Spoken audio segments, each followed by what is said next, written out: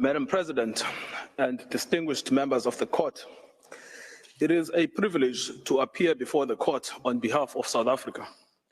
I will address Israel's genocidal intent. At this stage, the court is not required to determine that the only inference to be drawn from the available evidence is genocidal to order provisional measures, as that is to decide the merits. Rather, the assessment of the existence of an intent to destroy could be made by the court only at the stage of the examination of the merits. That some of the alleged acts may also amount to atrocities other than genocide does not exclude the finding of plausible acts of genocide. Madam President, South Africa is not alone in drawing attention to Israel's genocidal rhetoric against Palestinians in Gaza. 15 United Nations special rapporteurs and 21 members of the United Nations working groups have warned that what is happening in Gaza reflects a genocide in the making and an overt intent to destroy the Palestinian people under occupation. Israel has a genocidal intent against the Palestinians in Gaza. That is evident from the way in which Israel's military attack is being conducted, which has been described by Ms. Hassim SC. It is systematic in its character and form. The mass displacement of the population of Gaza, headed into areas where they continue to be killed, and the deliberate creation of conditions that, quote, lead to a slow death, unquote. There is also the clear pattern of conduct, the targeting of family homes and civilian infrastructure, laying waste to vast areas of Gaza, and the bombing, shelling, and sniping of men, women, and children where they stand, the destruction of the health infrastructure, and lack of access to humanitarian assistance.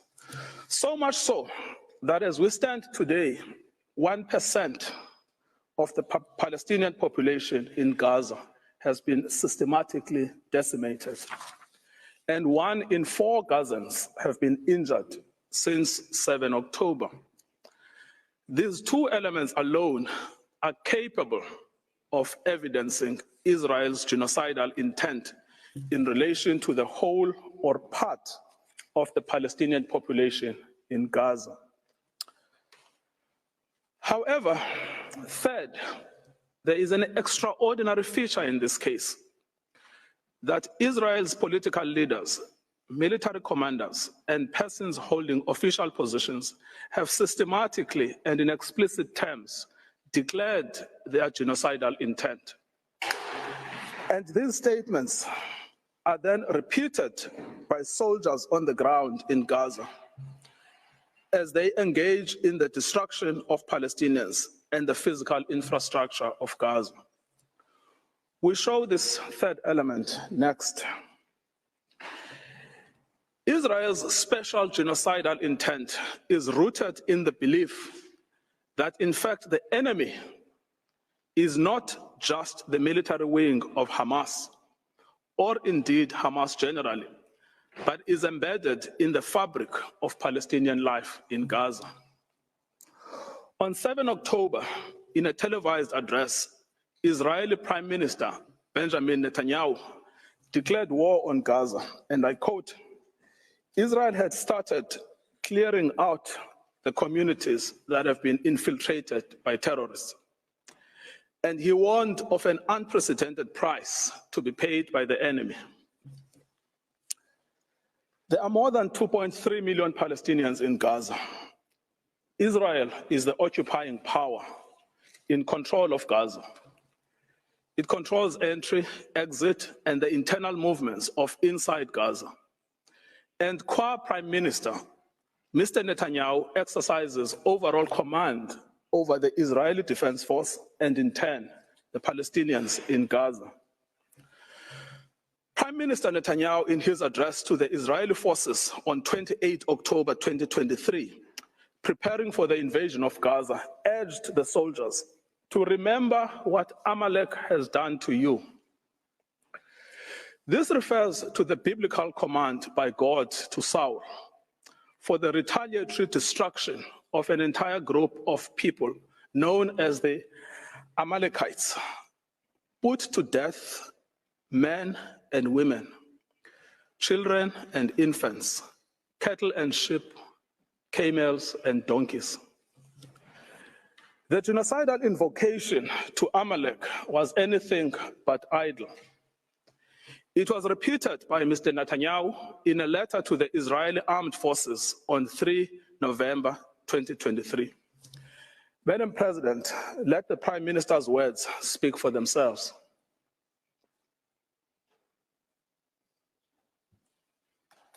Has done to you, says our Holy Bible, and we do remember and we are fighting our brave troops and combatants who are now in Gaza or around Gaza. And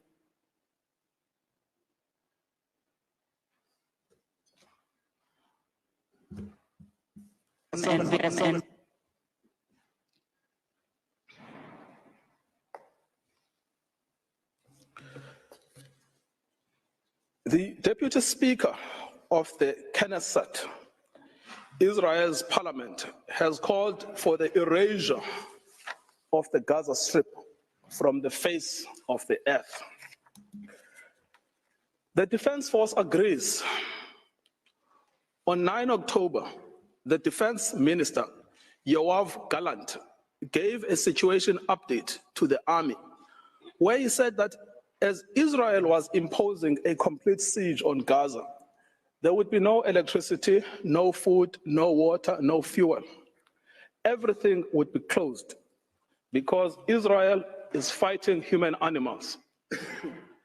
Speaking to troops on the Gaza border, he instructed them that he has released all the restraints and that Gaza won't return to what it was before.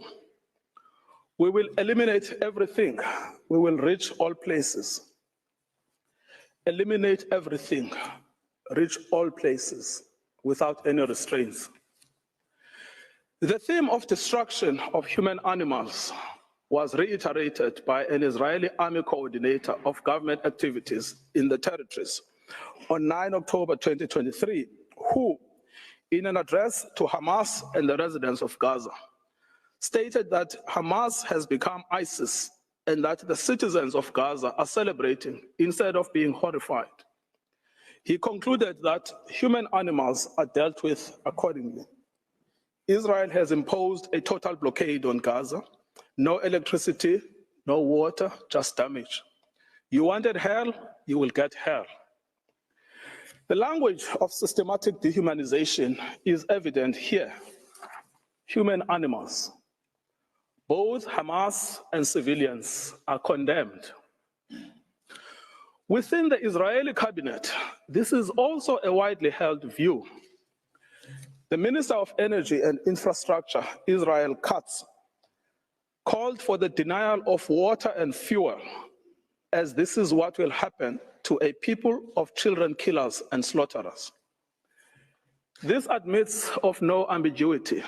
It means to create conditions of death of the Palestinian people in Gaza. To die a slow death because of starvation and dehydration, or to die quickly because of a bomb attack or snipers, but to die nevertheless. In fact, Heritage Minister Amichai Eliyahu said that Israel must find ways for Gazans that are more painful than death. It is no answer to say that neither are in command of the army. They are ministers in the Israeli government. They vote in the Knesset and are in a position to shape state policy. The intent to destroy Gaza has been nurtured at the highest levels of state, as President Isaac Herzog has joined the ranks of those signing bombs destined for Gaza. Having previously noted that the entire population in Gaza is responsible and that this rhetoric about civilians not aware, not involved is absolutely not true, we will fight until we break their backbone. Later attempts by the president and others to neutralize this speech have not altered the sting of his words, which was to tar all Palestinians as responsible for the actions of Hamas. Nor, as I will show below, has it affected how state policy is understood within government. The Minister of National Security repeated the president's statements that Hamas and civilians are responsible in equal measure. On 10 November 2023, in a televised interview, he stated that when we say that Hamas should be destroyed, it also means those who celebrate, those who support, and those who hand out candy. They are all terrorists, and they should also be destroyed. These are orders to destroy and to maim what cannot be destroyed. These statements are not open to neutral interpretations or after-the-fact rationalizations and reinterpretations by Israel. The statements were made by persons in command of the state. They communicated state policy. It is simple. If the statements were not intended, they would not have been made. The genocidal intent behind these statements is not ambiguous to the Israeli soldiers on the ground. Indeed, it is directing their actions and objectives. On 7 December 2023, Israeli soldiers proved that they understood the Prime Minister's message to remember what the Amalek has done to you as genocidal. They were recorded by journalists dancing and singing. We know our motto, there are no uninvolved, that they obey one commandment, to wipe off the seed of Amalek. The Prime Minister's invocation of Amalek is being used by soldiers to justify the killing of civilians, including children. These are the soldiers repeating the inciting words of their Prime Minister.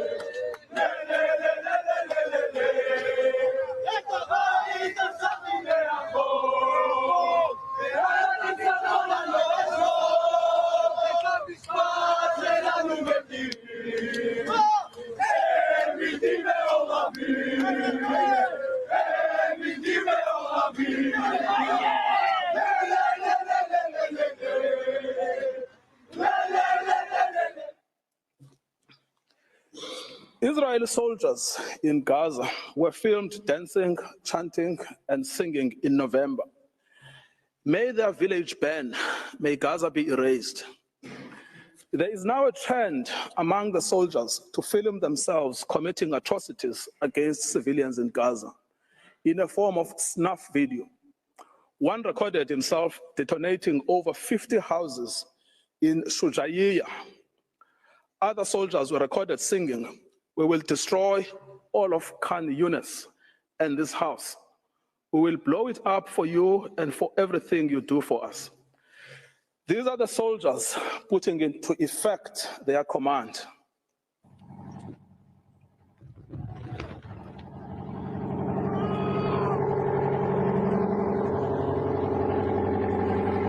שכונת סג'אעיה ז"ל, נחל עוז, בעזרת השם יהיה לכם.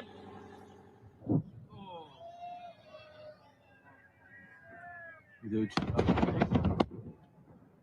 חטיבה 828, אומרת סג'אעיה שלום. מדהים. 30 בתים, גדוד 749.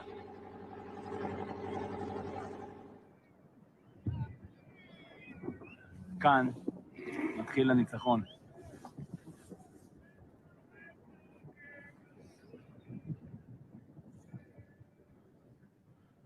עם ישראל חי.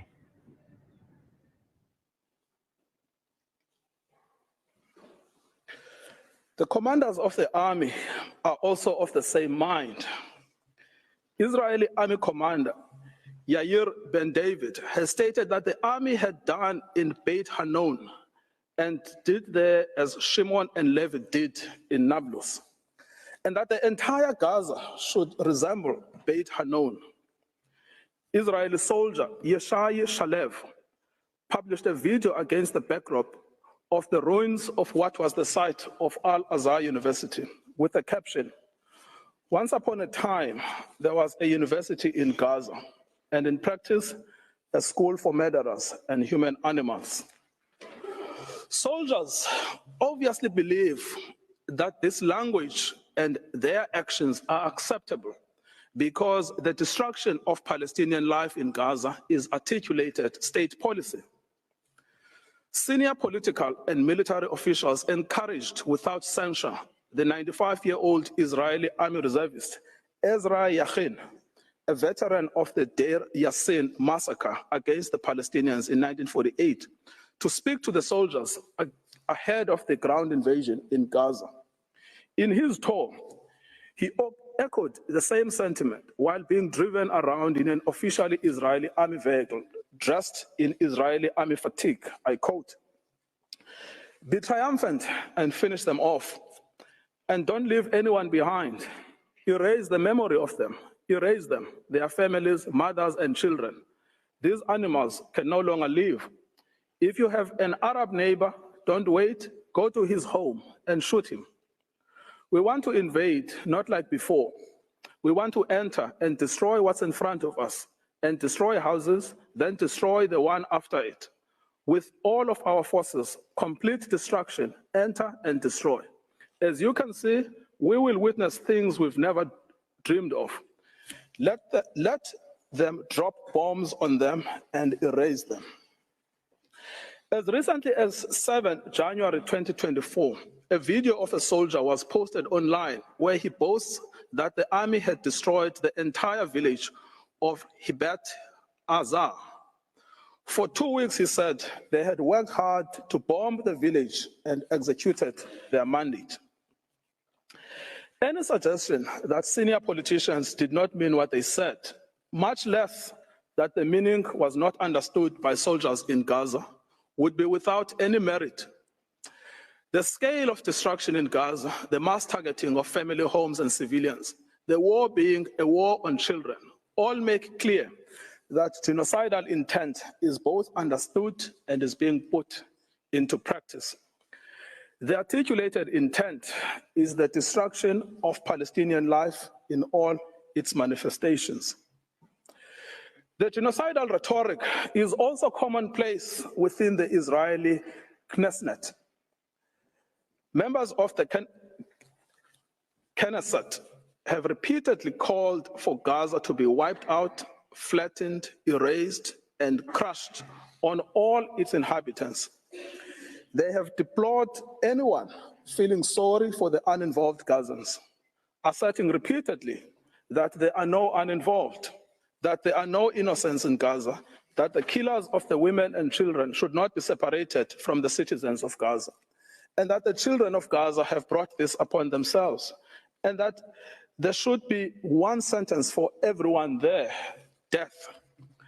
Finally, the lawmakers have called for mercilessly bombing from the air, with some advocating for the use of nuclear doomsday weapons, and a Nakba that will overshadow the Nakba of 48. The Prime Minister's genocidal speech has gained ground among some elements of civil society. A famous singer has repeated Mr. Netanyahu's Amalek reference, stating that Gaza must be wiped out and be destroyed with every Amalek seed. We simply must destroy all of Gaza and exterminate everyone who is there. Another has called to erase Gaza, not leave a single person there. Journalists and commentators have announced that the woman is an enemy, the baby is an enemy, the pregnant woman is an enemy. That it is necessary to turn the strip into a slaughterhouse, to demolish every house our soldiers come across, exterminate everyone.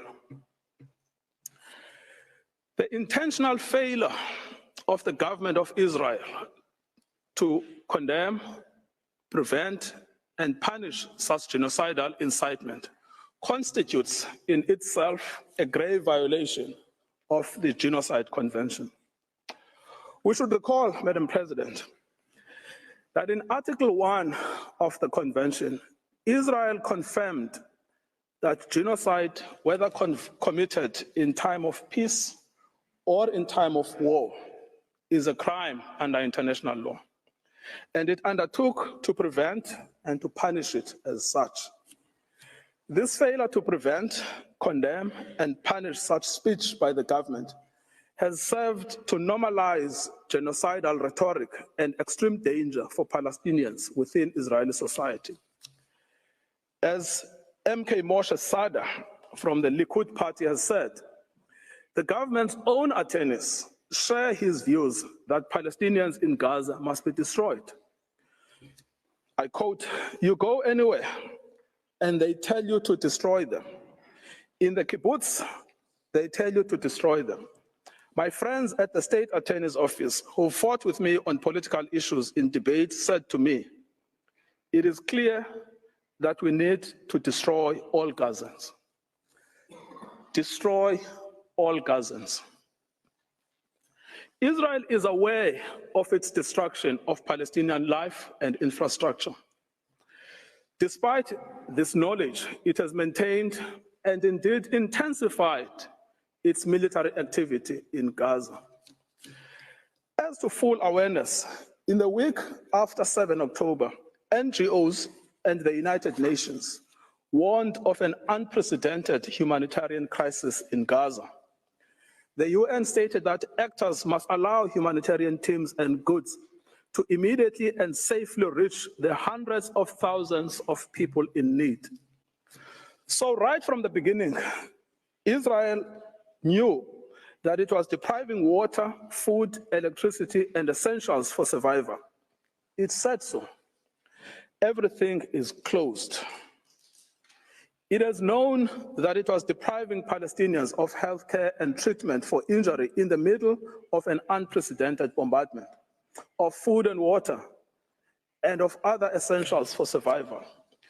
This prompted the World Health Organization to say, "We are on our knees asking for sustained, scaled-up, protected humanitarian operations, appealing to all those in a situation to make a decision or influence decision makers to give us the humanitarian space to address this human catastrophe." Despite this knowledge, Israel continues to target infrastructure essential for survival: water and sanitation infrastructure, solar panels, bakeries, mills, crops. It bombs hospitals, decimating the healthcare system. It targets aid workers and the infrastructure of the United Nations. It is because of the policy of Israel that Gaza has become a place of death and despair. In conclusion, Madam President, many propagators of grave atrocities have protested that they were misunderstood, that they did not mean what they said, and that their own words were taken out of context. What state would admit to a genocidal intent? Yet, the distinctive feature of this case has not been the silence as such, but the reiteration and repetition of genocidal speech throughout every sphere of state in Israel. We remind the court of the identity and authority of the genocidal inciters: the Prime Minister, the President, the Minister of Defense, the Minister of National Security, the Minister of Energy and Infrastructure, members of the Knesset, senior army officials, and foot soldiers. Genocidal utterances are therefore not out in the fringes, They are embodied in state policy. The intent to destroy is plainly understood by soldiers on the ground. It is also fully understood by some within the Israeli society, with the government facing criticism for allowing in any aid to Gaza on the basis that it is recanting on its promise to starve Palestinians. Any suggestion that Israeli officials did not mean what they said or were not fully understood by soldiers and civilians alike to mean what they said should be rejected by this court. The evidence of genocidal intent is not only chilling, it is also overwhelming and incontrovertible. Madam President, it is now my honor to request you to call Mr. John Dugard on the subject of jurisdiction.